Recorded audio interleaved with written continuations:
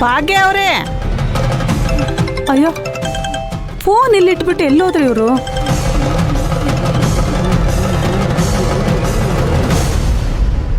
Hello hello ಭಾಗ್ಯಮ್ಮನವ್ರೆ, ಅದೇ ನೀವು site ಮಾರ್ಕೊಡಿ ಅಂತ ಹೇಳಿದ್ರಲ್ವಾ, ಆ ಜಾಗ ಸ್ವಲ್ಪ ಲಿಟಿಗೇಷನಲ್ಲಿದೆ. ಯಾವ ಸೈಟು? ಇದೇನು ಭಾಗ್ಯಮ್ಮನವ್ರೆ, ಆಗಲೇ ಮರ್ತ್ಬಿಟ್ರೆ ಹೆಂಗೆ? ಅದೇ ನೀವು ನನ್ನ ಹತ್ರ ಪತ್ರ ಕೊಟ್ಟು ಅದಕ್ಕೆ ಅಡ್ವಾನ್ಸ್ ಆಗಿ 25 ಲಕ್ಷ ತಗೊಂಡಿದ್ರಲ್ವಾ, ಆ ಜಾಗ ಸ್ವಲ್ಪ ಲಿಟಿಗೇಷನಲ್ಲಿದೆ.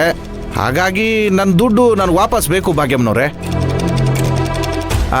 ನನಗೇನು ಅರ್ಜೆಂಟ್ ಇಲ್ಲ, ಬೇಕಾದರೆ 1 ತಿಂಗಳು ಬಿಟ್ಕೊಂಡೇ ಕೊಡಿ, ಪರವಾಗಿಲ್ಲ. ಹಲೋ ಸರ್, ನಾನು ಭಾಗ್ಯಮ್ಮ ಅಲ್ಲ ಮಾತಾಡ್ತಾ ಇರೋದು. ಅವರು ಮೊಬೈಲ್ ಇಲ್ಲೇ ಇಟ್ಬಿಟ್ಟು ಹೋಗಿದ್ದಾರೆ.